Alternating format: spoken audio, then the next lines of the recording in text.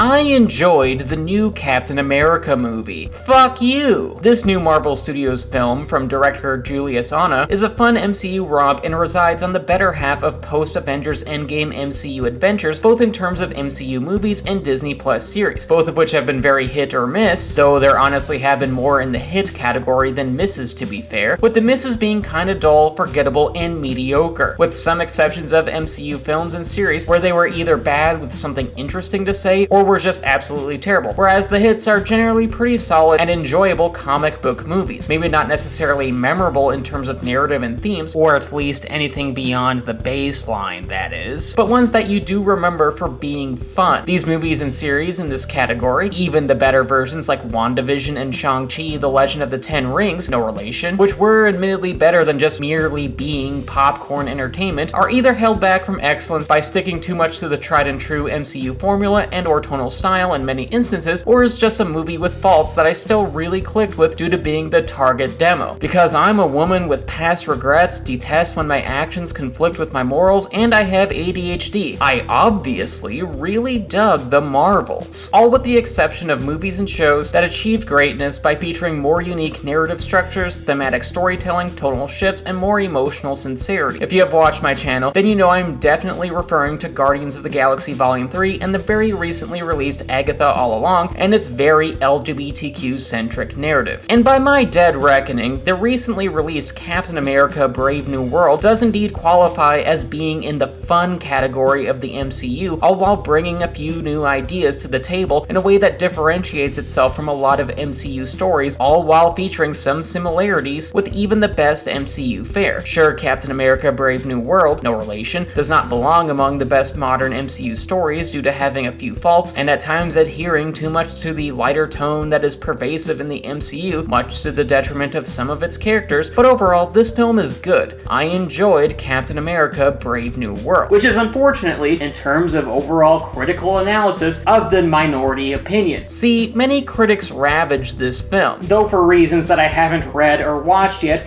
due to an effort to be fair and impartial to this film. If you follow review aggregators like Rotten Tomatoes or Metacritic, then you know all too well that Captain America Brave New World isn't doing all that well in the court of public opinion. If anything, it's in the shitter, receiving a critical beatdown that is generally only reserved for Michael Bay movies. And look, I'm not going to criticize those who did not enjoy Captain America Brave New World. Similar to my approach with audiences, I generally don't judge people on whether or not they liked or disliked a movie. That is between them and God. Unless, of course, their critiques come in the form of utilizing the word woke in a derogatory fashion, often alongside a lack of human decency, and often trading in actual thoughtful critical thinking in favor of thinly veiled racism, misogyny, queerphobia, and other adjacent bigotries. Which, if that's you watching this, allow me to say this in the most Midwestern way possible. Because I think you should kinda, maybe, sort of, if you're so inclined, if you want to, possibly at your earliest convenience, go fuck yourself. Don't forget to like and subscribe! But anyway, the point. A lot of critics who are not the worst people on the internet detested Captain America Brave New World for other reasons, and my inquisitive mind is salivating and dwelling on aardvarks to learn why once I finish this review, or at least both parts of this review, because apparently I just had a lot to detail with this movie. And for that, I'm just curious what the critics had to say. Yet that does not change the fact that I overall really dug this movie. So what follows are my thoughts on Captain America Brave New World. This is my minority opinion.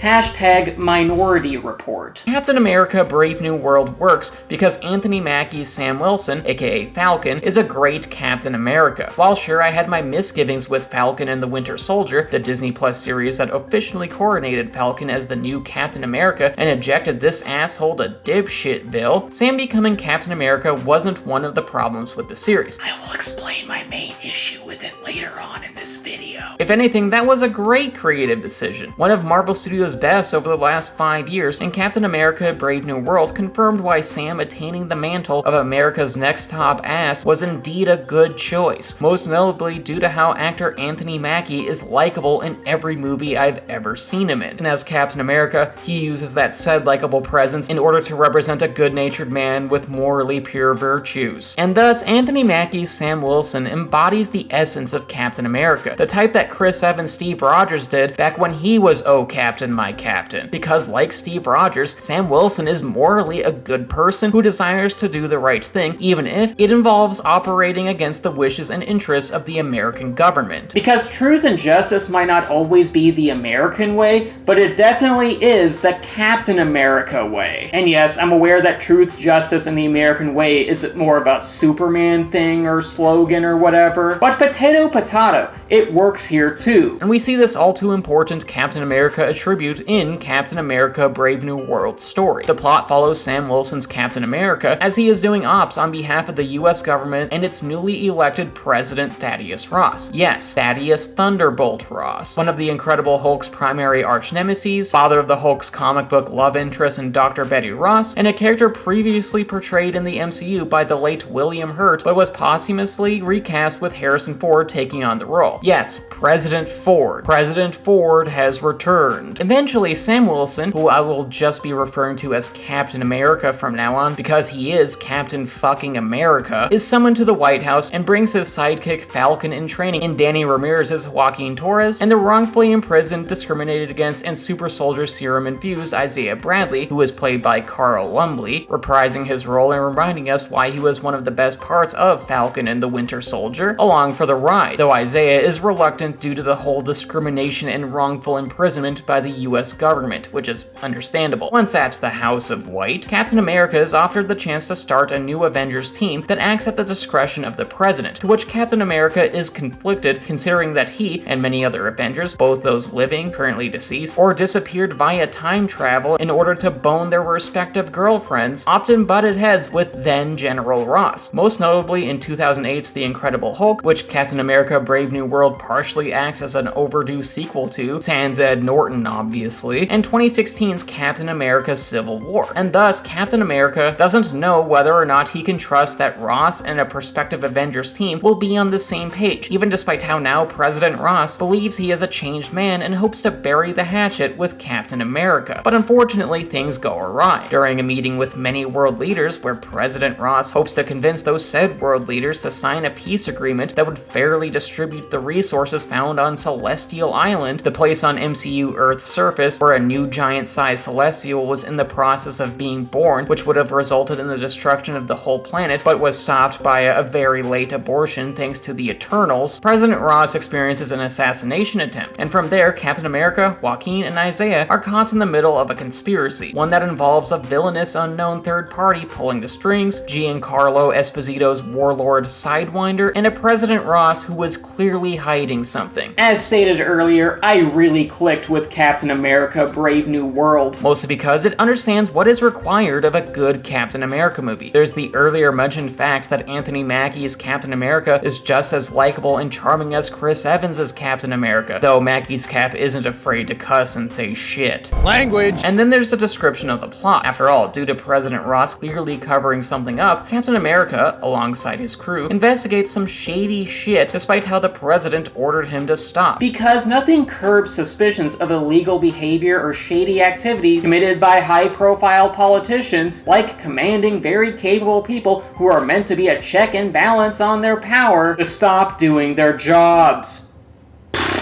Meaning that Captain America operates against the machine of the American government in order to do the right thing, which is a very Captain America thing to do, and I appreciated that. Furthermore, Captain America Brave New World boasts some new wrinkles in the MCU formula as well. Unlike so many other Marvel movies and shows, the hero and villain dynamic is more personal and character-based, less about conquering the world and more about trying to settle some scores and establish legacies, which is interesting in a franchise where the fate of cities, countries, planets, galaxies, the universe, the space-time continuum, continuum, and Dairy Queen soft-served custard all hang in the balance, because in Captain America Brave New World, despite the conflict appearing global, and in some instances it actually is, the motivations have more deliberate emotion behind them rather than typical, and to be honest, less interesting stakes about the fate of the planet or whatever, which, as stated in my Agatha All Along video, is a rarity in the Marvel Cinematic Universe. And yet, Captain America Brave New World is even unique in its own way, because this film has not one, but two antagonists with intriguing motives for their villainous actions, as well as a few other wild card elements like Shira Haas, Ruth Bat Saraf, an ex-widow who works for President Ross, and the earlier mentioned arms dealer Sidewinder, who is fun because he is played by Giancarlo Esposito, an actor who always says every line in the coolest way possible. But anyway, the point. The structure of this narrative and its emotional storytelling deviate from the MCU norm and gives our new Captain America some worthy adversaries to fight and rebel against, as well as adding layers of depth for both Ross and the plotting of a secretive yet highly dangerous mystery villain. I honestly felt empathy for both. And interestingly enough, Captain America Brave New World crafted these antagonists to be sympathetic without undercutting the just and altruistic nature of our heroes. Ross and the unnamed hash-slinging slasher assailant both have motivations that are fairly human and thus universal, but they are still clearly in the wrong, all while Captain America and his allies are portrayed in the most just and flattering light. There's a balance here, and one that Marvel Studios often doesn't do all that well. See, many MCU stories with sympathetic villains and factions run into a problem that is unfortunately very similar. In these types of narratives, which can most notably be seen in Secret Invasion, one of the MCU's worst outings, as well as Falcon and the Winter Soldier, hence why I said I had a major issue with the show earlier on in this video, there are antagonists and forces that endure hardships, struggles, discrimination, and such that are often representative of real-world people and issues who experience similar types of systemic cruelty, hence why they are sympathetic. But then, due to reasons of plot, they majorly cross the moral red line in the sand in a way that categorizes these otherwise sympathetic characters and peoples as being antagonists that must be thwarted, and thus our heroes must dispatch them, acknowledge that the system that oppressed these people is fucked up, and then more or less uphold the status quo without punishing the system that created these hardships in the first place all that much, given that a lot of these issues are forgotten by the next MCU show or movie. And to be Emily Blunt, I really fucking hate that shit. And maybe it's because I'm from a marginalized community, but I feel like the real villains, these types of stories that the writing should intentionally focus on, rather than innocent people who are the targets of societal discrimination, are the entities profiting and benefiting off the suffering of innocent people who are unfairly and unjustly targeted because they had the audacity to be different or to have a different background. While sure, there definitely are real-life instances where a marginalized person crosses the moral red line, it doesn't change the fact that this type of story appears with a bit of regularity in the MCU, to where our heroes dispatch the oppressed and try to find a middle ground that applies some changes to social policy, all while essentially morally hand-washing the crimes committed by those who did the aforementioned oppressing, because they rarely have to face any meaningful consequences adjacent to those that the sympathetic villains experience. Much like real life. Because the oppressed are punished for their actions, the oppressors often are not. The closest to actual repercussions faced in these shows were by John Walker, aka Fox Captain America, in Falcon and the Winter Soldier, and even then the consequences were Heinz-flavored weak sauce. Because Captain Asshole, the person who should have been the main antagonist of the show, is mostly absent from the climactic battle and was demoted as Captain America, but ultimately did the most white man thing possible by failing into another job. Hooray. Also, this aspect of Falcon and the Winter Soldier will be remembered seeing, as John Walker will be an operative for the Thunderbolts in the upcoming movie of the same name, whereas I doubt we'll hear much about the show's sympathetic villains and their cause again. Maybe a little bit, but not a lot. Because when it comes to these things, Charles Xavier must have wiped Kevin Feige's mind. Or maybe Deadpool destroyed Kevin by bashing him like a Viva Pinata. As I said,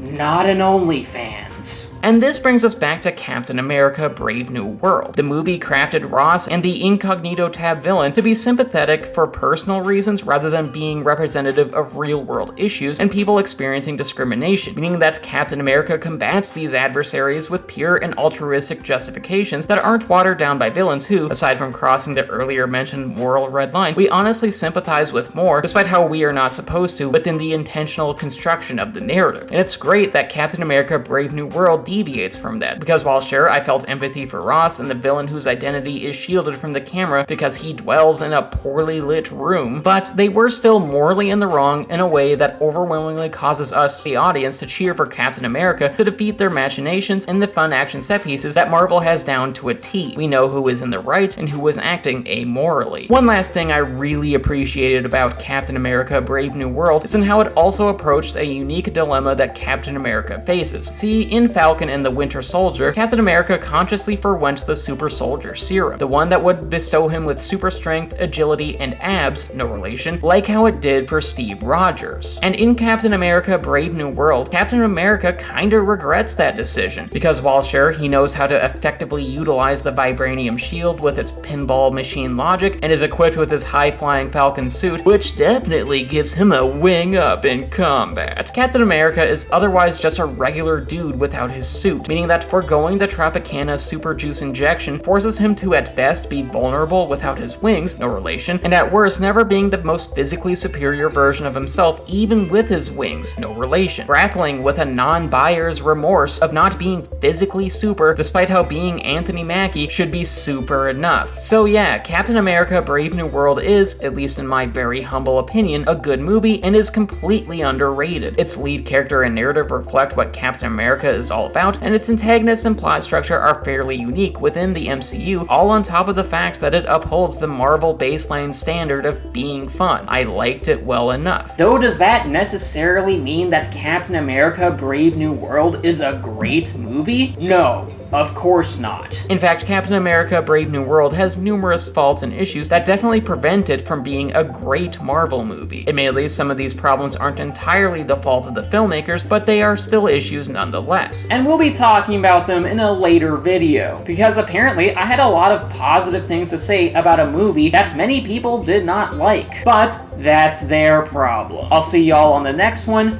Drink plenty of water.